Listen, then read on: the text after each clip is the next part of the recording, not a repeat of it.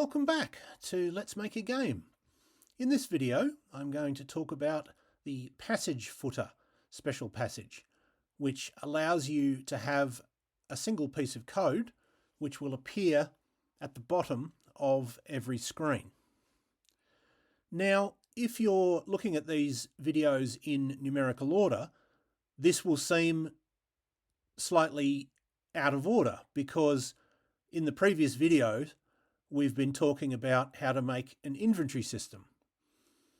Well, the reason that I'm doing this now is that for the next part of demonstrating how to do an inventory system, I'm going to use the PassageFooter special passage.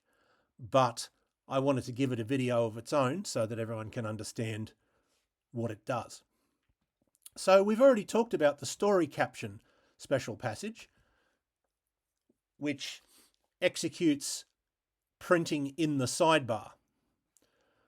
Well, sometimes you'll have a very similar need for code that will happen in every screen or most screens, but you won't want it to be in the sidebar. You'll want it to be part of the main window or the main part of the screen. So the PassageFooter passage is very useful for that.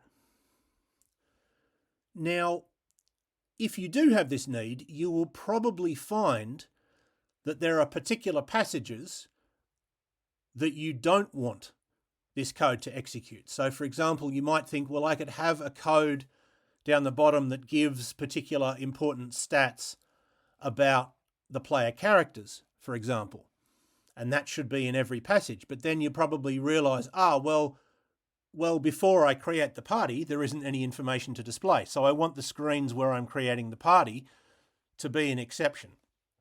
And I'll show you one way to make that happen. So we have some example text here that just talks about how to use this passage. It's a very silly example. We're just putting the word Bing in capital letters with an exclamation mark at the bottom of every screen. Obviously, that's not a thing you'd really want to do. It's just to demonstrate how it works. So we can have it at the bottom of the screen.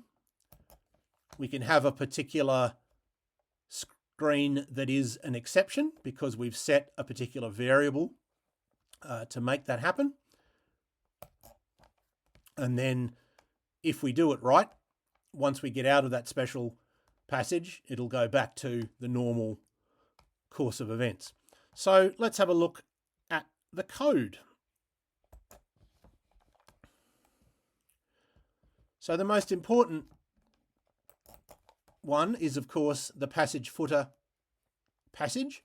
As with the story caption passage, you have to get the capital letters exactly right, and you can't have a space. It has to be capital P and capital F. Otherwise, it will just treat it as a normal passage. So what do we have? Well, the main thing we have is just this line break, and the word Bing, exclamation mark. Obviously, in real life, in a real game, it would be something a bit more substantial. But to account for exceptions, we have this up here. If $nofoot is equal to 1, then do nothing. And thus, when we want to have a passage that is an exception, so this is the first screen, Bing will appear because there's no reason for it not to. But when we go to the next passage, we're setting that variable nofoot to 1, and that will mean that it won't execute here. And because we've done that, when we continue, we need to reset it back to 0. Otherwise, of course, it would continue to be 1, and therefore it would continue to not execute the word Bing.